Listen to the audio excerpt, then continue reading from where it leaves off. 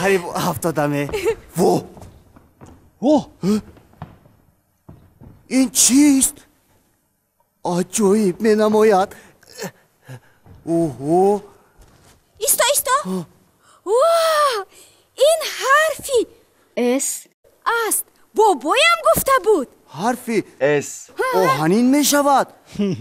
اگر حرف خوراک این رو خورد دندانهایش می شکند. دوستان این نعل است. نعل اسب است. فهمیدید؟ با حرفی اس بسیار مانند است. خیرته. اکنون امروز حرفی اس می آموزیم. بله. وای حرف خوراک. ایستا این حرف نیست. نخور. صبر کن حرف خوراک. بیادبی نکن. ایستا حرف خوراک. حاضر ما به تو چی قدری که خواهی حرفی اس میدیم. پاندا زودتر حرفی اس به حرف خوراک ده. حاضر دوستم حرف خوراک. خوش. اوه این قدر حرفهای زیبا بسیارنده. انا حاضر میبینیم. انا دوستم.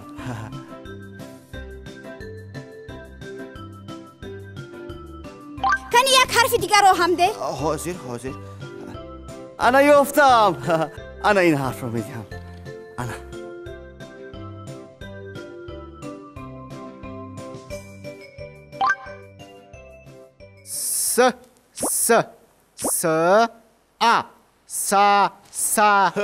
تکرار حاضر اکنون نوبتی من. حاضر انا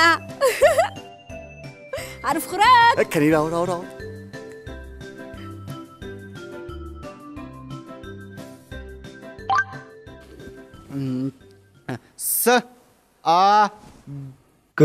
سگ انا اکنون سگ اکنون نوبتی من. آیسته احتیاط شوید. یافتم. باز یک کلمه نو یافتم. حاضر میخورم. حاضر انا آفرین. حاضر باز یک حرف دیگر.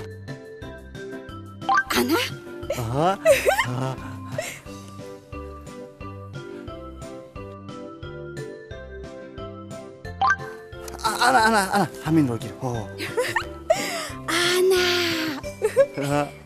انا حرف خوراک. حاضر کنی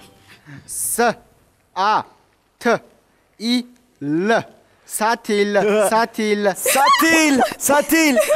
آفرین. اکنون من میسوزم. میبینیم. حاضر دوستم حرف خوراک. اوه چقدر حرفی شیرین. انا دوستم دیگه خور من با تو باز حرف میبیارم. حاضر یک لحظه. حاضر دوستم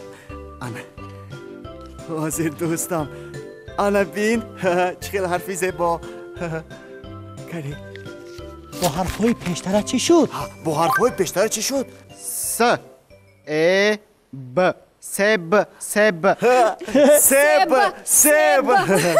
آفرین پاندا آفرین. باز یک کلمه هست. بگیر و اطرافتون نگاه کنید. یک کلمه دیگر هست. حاضر. بچه های عزیز شما با ما کمک رسانید. یافتم دوستم. حاضر انا چی کار کرده ایستاده پاندا؟ او صندوق به دهان حرف خوراک نمیگنجد. با جایش گذار.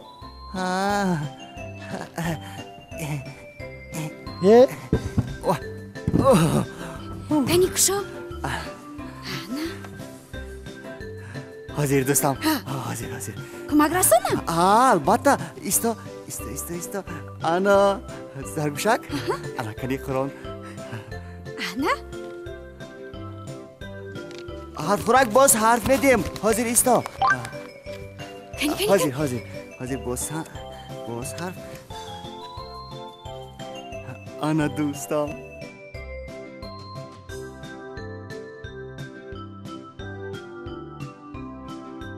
خوش باز دو حرف دیگر میدیم. باز دو حرف دیگر. حاضر. اوهو انا. یک حرف دیگر مونده است. انا زودتر یک حرف دیگر. حاضر. انا. چی میشده باشد؟ خدا ده. حاضر میفهمیم. کنی دوستم. س ا ن د او ق صندوق.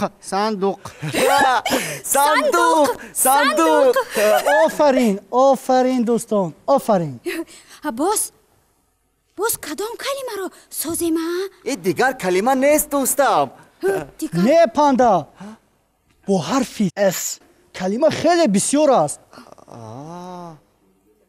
بچه ها شما با ما یاری دهید یک کلمه زیبا گوید.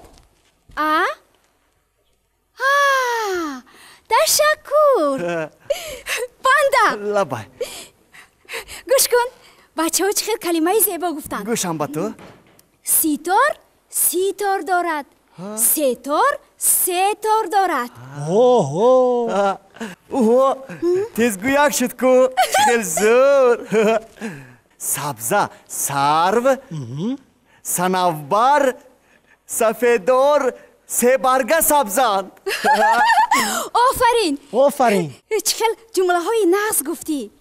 سبزه سرو صنوبر سفیدار سه برگه سبزان. آفرین. من یک سوال دارم. برای چی سبزی سرخ است میگویند که سبزی سبز؟ برای چی؟ من میدونم. دیو درخت میداند از او میپرسیم. رفتیم به نزد دیو درخت. دیو درخت ما یک سوال داریم. چرا سبزی سرخ است و سبزی سبز میگویند؟ راست. زرگوشک او چی میگوید؟ نمیدانم.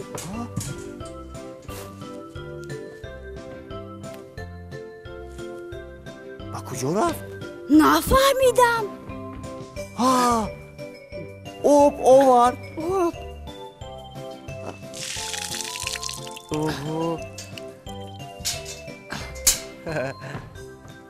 تشکر حرف خوراک. حلقم قاق شده بود. گپ زده نتوانستم. حرف خوراک تشکر به تو که مشکلی ما را آسان کردی. برای آن سبزی را سبز میگویند. سبزوات است.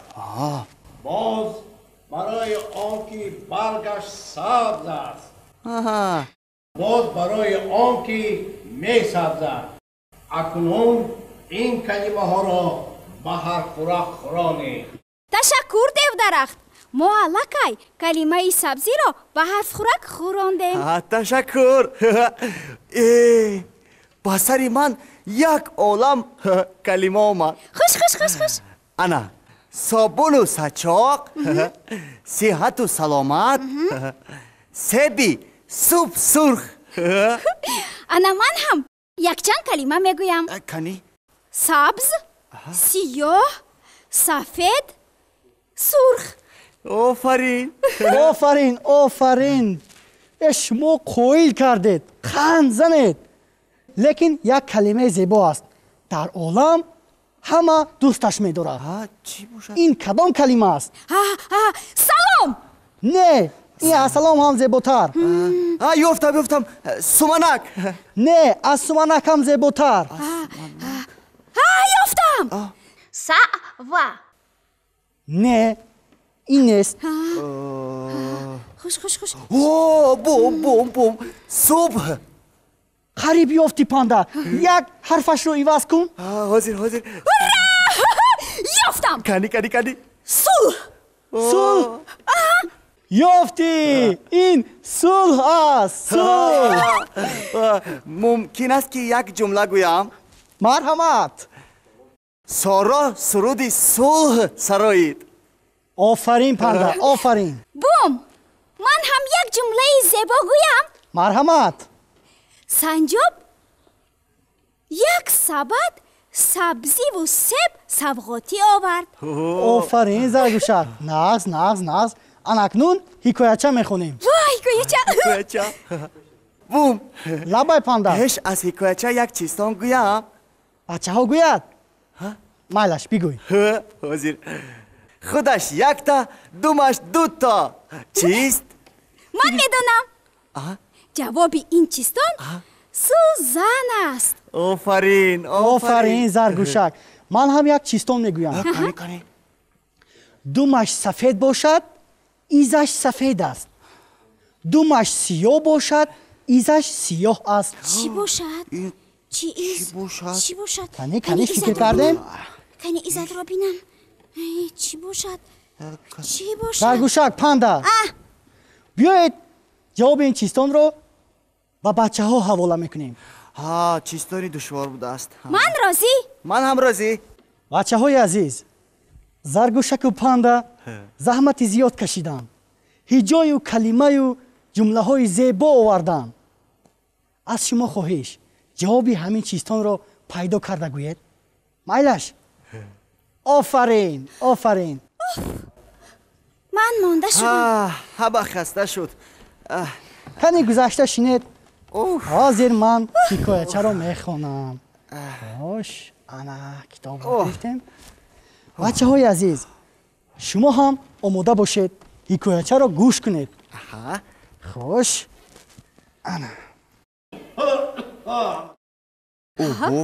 اوه این دیر درخت است. بار عزیز گفت در صنف ما 13 نفریم. نامی همه حرفی اس دارد. نامی من ندارد. بعد افزود نامی 3 کس با حرفی اس سر می شود. صدبرگ، ستاره، سعدی. بعد گفت در نامی 3 کس اس حرفی دوم است. اسرار، اسکر، آسوده. پس گفت حرفی اس در نام 3 کسی دیگر سیوم می آید. مسرور، نسیم، رستم. سپس گفت در نام 3 کسی دیگر حرفی اس در آخر می آید. انیس، نرگس، فرنگیس. خوش؟ نیسفی گپی عالم با حرفی اس بودستم من بخبر. از همه حرفی در کاری در الفبا این حرفی اس می باشد. نه پاندا همه حرفا در کارن. درست گفتی زرگوشک. اگر یک حرف نباشد کلمه نادرست می شود. شما هستید که با حرف ها شعر، چیستان، تیزگویک میگویید. ما در خانه هم کتاب میخونیم. درست گفتید. امروز به خانه هایمان میرویم، فردا با هم میخونیم. میخونیم. با هم میخونیم. خوش. شما حرفی اس را یاد گرفتید؟ بله. بچه های عزیز شما چی؟ خیلی خوب. این طور که باشد با حرفی اس یک چند هجا و کلمه نوشته برو تلفظ کنید. خیر بچه های عزیز تا پگاه.